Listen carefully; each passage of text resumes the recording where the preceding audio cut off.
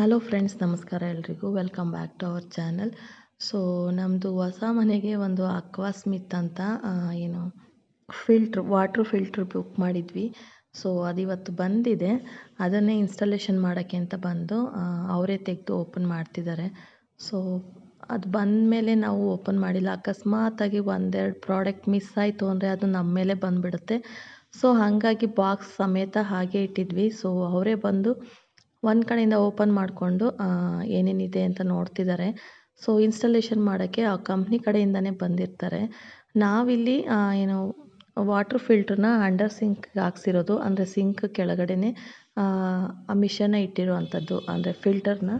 So ಇದೇ filter ಅದು. ಈ ಟ್ಯೂಬ್ಗಳೆಲ್ಲ ಏನು ಬರುತ್ತೆ ಅಲ್ವಾ, 3 ಟ್ಯೂಬ್ ಬರುತ್ತೆ ಅಲ್ವಾ ಸಾಮಾನ್ಯ, ಅದನ್ನೆಲ್ಲ ಆ ಬಾಕ್ಸ್ ಒಳಗಡೆ ಫಿಟ್ ಮಾಡಿರ್ತಾರೆ. ಸೊ ಮೇಲ್ಗಡೆ ಅದು ಕ್ಯಾಪ್ ಅಷ್ಟೇ. ನೋಡಿ, ಇಲ್ಲಿ ಒಂದು ಏನು ಹೋಲ್ ಮಾಡೋಕ್ಕೆ ಹೇಳಿದರು. ನಿಮಗೆ ಕಾಣಿಸ್ತಿದೆ ಅನ್ಕೋತೀನಿ. ಅದು ಸ್ಲ್ಯಾಬ್ ಏನಿರುತ್ತೆ ಅಲ್ವಾ, ಸೊ ಅಲ್ಲಿ ಒಂದು ಹೋಲ್ ಮಾಡೋಕ್ಕೆ ಹೇಳಿರ್ತಾರೆ. ಅಂದರೆ 12 ರಾಡಲ್ಲಿ ಹೋಲ್ ಮಾಡಿಸಿದ್ವಿ ಗ್ರಾನೈಟ್ ಮೇಲೆ, ಸ್ಲ್ಯಾಬ್ ಮೇಲೆ. ಸೊ ಅದಕ್ಕೆ ಅದನ್ನು ಟ್ಯಾಪ್ನ ಫಿಟ್ ಮಾಡಿದ್ರು. ಸೊ ಇವಾಗ ಕವರ್ ತೆಗಿತಾ ಇದ್ದಾರೆ. ಇದು ಬಂದು ಕಂಪ್ನಿ ಅಕ್ವಾ ಸ್ಮಿತ್ ಅಂತ. ನಾವು ಅಂಡರ್ ಸಿಂಕ್ ಹೋಗ್ತೀವಿ ಅಂದರೆ ವಾಟರ್ ಫಿಲ್ಟ್ರು ಅಂಡರ್ ಸಿಂಕ್ ಹೋಗ್ತೀವಿ ಅಂದರೆ ಸ್ವಲ್ಪ ಕಡಿಮೆನೇ ಏನು ಕಂಪ್ನಿಗಳು, ಬಟ್ ತುಂಬ ಚೆನ್ನಾಗಿರುತ್ತೆ. ನಾನು ರಿವ್ಯೂ ನೋಡಿ ತೊಗೊಂಡಿರೋದು. ಸೊ ನನ್ನ ಫ್ರೆಂಡ್ ಮನೇಲೂ ಒಂದು 2 ಮನೇಲಿ ಹಾಕಿದ್ದಾರೆ, ಚೆನ್ನಾಗಿದೆ ಅನ್ನಿಸ್ತು. ಹಾಗಾಗಿ ಇದನ್ನು ಹಾಕಿಸ್ತಾ ಇದ್ದೀವಿ. ಸೊ ಇನ್ನೊಂದು ಏನು ಬೆನಿಫಿಟ್ ಅಂದರೆ, ಇದು ಹಾಕೋದ್ರಿಂದ ಈ ಕಿಚನಲ್ಲಿ ಮೇಲ್ಗಡೆನೇ ಇಟ್ಕೊಂಡಿರ್ತೀವಲ್ವ, ಸ್ವಲ್ಪ ಜಾಗ ಚಿಕ್ಕದು ಇದ್ದರೆ ಅದು ಬೇರೆ ಒಂದು ಎಕ್ಸ್ಟ್ರಾ ಆದಂಗೆ ಆಗುತ್ತೆ. ಸೊ ಹಾಗಾಗಿ ಕಿಚನಲ್ಲಿ ಜಾಗ ಸ್ಪೇಷಿಯಸ್ಸಾಗಿ ಕಾಣಬೇಕು ಅಂದರೆ ಸ್ವಲ್ಪ ದೊಡ್ಡದಾಗಿ, ಇಲ್ಲ ಕಿಚನ್ ಚಿಕ್ಕದಿದೆ ಅಂದರೆ ಸೊ ಈ ಥರದಕ್ಕೆ ನಾವು ಹೋಗ್ಬೋದು. ಸೊ ಇದನ್ನು ಸಿಂಕ್ ಕೆಳಗಡೆ ಇಡೋದ್ರಿಂದ ನಮಗೆ 1-2 ಅಡಿವಷ್ಟು ಜಾಗ ಮಿಕ್ಕುತ್ತೆ. ಸೊ ಬೇರೆ ಏನಾದರೂ ನಾವಲ್ಲಿ ಜೋಡಿಸ್ಕೋಬೋದು ಅಷ್ಟೇ. ಇವಾಗ ನೋಡಿ, ನಾನು ಟ್ಯೂಬ್ ಅಂದೆ ಅಲ್ವಾ, ಸೊ ಇದೇ 3 ಟ್ಯೂಬು. ಸಾಮಾನ್ಯ ಇದು ಮೇಲ್ಗಡೆ ಸಿಂಕ್ ಏನು ವಾಟರ್ ಫಿಲ್ಟ್ರ್ ಹಾಕಿಸ್ತೀವಲ್ವ, ಅಲ್ಲಿ ಇದು ಆಚೆನೇ ಕಾಣೋ ಥರ ಇಟ್ಟಿರ್ತಾರೆ ಅಲ್ವಾ. ಸೊ ಇದರಲ್ಲಿ ಆ ಥರ ಅಲ್ಲ, ಇದು ಒಳಗಡೆ ಫಿಟ್ ಆಗಿರುತ್ತೆ. ನೋಡಿ ಈ ಥರ. ಇದಕ್ಕೆ ಕ್ಯಾಪ್, ಅದು ಕಾಣದೇ ಇರೋ ಥರ ನೀಟಾಗಿ ಕ್ಯಾಪ್ ಹಾಕಿ, ಇಲ್ಲಿ ನೋಡಿ ಸಿಂಕ್ ಕೆಳಗಡೆ 1.5 ಅಡಿ ಇದ್ದರೆ ಸಾಕಂತೆ, ನೀಟಾಗಿ ಆಗುತ್ತೆ. ನಮ್ಮದು ಇಲ್ಲಿ 1.5 ಅಲ್ಲ, 2 ಅಡಿವಷ್ಟೇ ಜಾಗ ಬಿಡಿಸಿದ್ದೀವಿ. ಅದರಲ್ಲಿ ಸ್ವಲ್ಪನೇ ಅದು ಯೂಸ್ ಆಗಿದೆ, ಇನ್ನೂ ಜಾಗ ಇದೆ. ಅಲ್ಲಿ ಬೇರೆ ಏನಾದರೂ ಥಿಂಗ್ಸ್ನ ನಾವು ಇಟ್ಕೋಬೋದು. ಸೊ ವಾಷಿಂಗ್ ಏನಾದ್ರು ಬೇಕಾಗಿರೋ ಥರದ್ದೆಲ್ಲ ಅಲ್ಲಿ ಇಡ್ಬೋದು. ನೋಡಿ ಟ್ಯಾಪ್ ಹಾಕಿದ್ದಾರೆ. ಅದು ಅದ್ರ ಜೊತೆಗೇ ಟ್ಯಾಪ್ ಬರೋ ಅಂಥದ್ದು. ಏನು ಅಕ್ವಾ ಸ್ಮಿತ್ದು ವಾಟರ್ ಪ್ಯೂರಿಫೈರ್ ಇದೆಯಲ್ವಾ, ಸೊ ಅದ್ರ ಜೊತೆಗೇ ಟ್ಯಾಪು ಆ ಥರ ಬರೋ ಅಂಥದ್ದು. ಸೊ ಇದನ್ನು ಇವಾಗ ಈ ಸೈಡ್ಗೆ, ಒಂದು ಸೈಡ್ಗೆ ಇಡ್ತಾರೆ. ಅದು ಒಂದು ಅರ್ಧ ಅಡಿವಷ್ಟು ಅಗಲ ಇದೆ, ಉದ್ದ ಮಾತ್ರ 1.5 ಇಡಿಸುತ್ತೆ ಅಷ್ಟು. 1.5 ಅಡಿವಷ್ಟು ಹೈಟ್ ಇದೆ.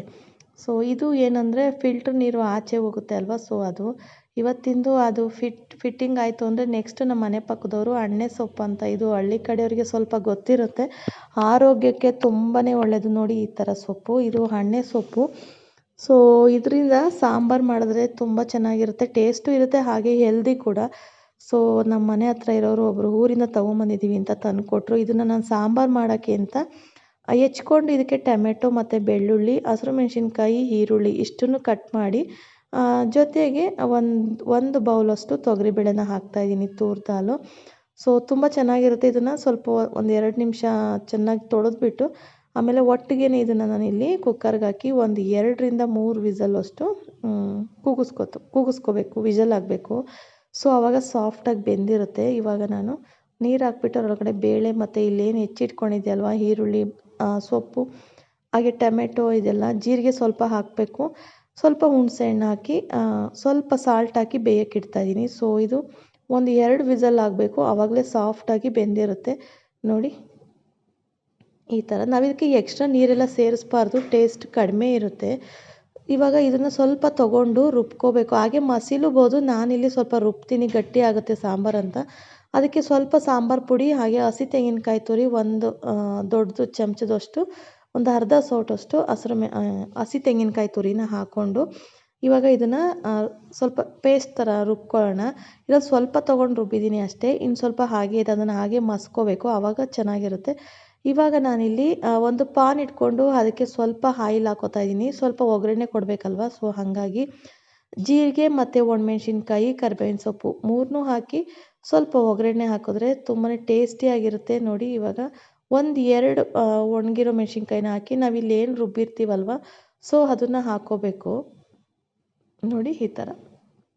ಇದು ತುಂಬ ಚೆನ್ನಾಗಿರುತ್ತೆ, ಆರೋಗ್ಯಕ್ಕಂತೂ ತುಂಬ ಚೆನ್ನಾಗಿರುತ್ತೆ, ತುಂಬ ಒಳ್ಳೆಯದು ಅಂತ ಹೇಳ್ತಾರೆ. ಹಳ್ಳಿ ಕಡೆ ಸಾಮಾನ್ಯ ಹೊಲದಲ್ಲೆಲ್ಲ ಇರುತ್ತೆ ಅಲ್ವಾ, ಸೊ ತಿಂತಾ ಇರ್ತಾರೆ. ಸಿಟಿಯಲ್ಲೇ ಸ್ವಲ್ಪ ಈ ಥರ ಸೊಪ್ಪುಗಳೆಲ್ಲ ಸಿಗೋದು ತುಂಬ ಕಷ್ಟ.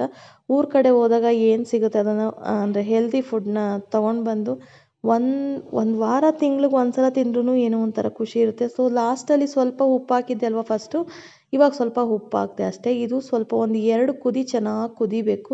ನೋಡಿ ಸ್ವಲ್ಪ ಕುದೀತಾ ಇದೆ. ಇನ್ನು ಸ್ವಲ್ಪ ಕುದ್ದಾದ್ಮೇಲೆ ನೋಡಿ ಸಾಂಬಾರು ತುಂಬ ಟೇಸ್ಟಿಯಾಗಿತ್ತು, ಹಾಗೆ ತುಂಬ ಸ್ಮೆಲ್ ಕೂಡ. ನೋಡಿ ಯಾರಾದರೂ ಈ ಥರ ಸೊಪ್ಪೇನಾದ್ರು ಸಿಕ್ಕಿದ್ರೆ ಸೊ ಈ ರೀತಿ ನೀವು ಮಾಡ್ಬೋದು. ಅನ್ನದ ಜೊತೆಗೆ ತುಂಬ ಟೇಸ್ಟಿಯಾಗಿರುತ್ತೆ. ಸ್ವಲ್ಪ 1 ಚಮಚದಷ್ಟು ತುಪ್ಪ ಹಾಕ್ಕೊಂಡು ತಿಂದ್ರಂತೂ ಅದ್ಭುತ.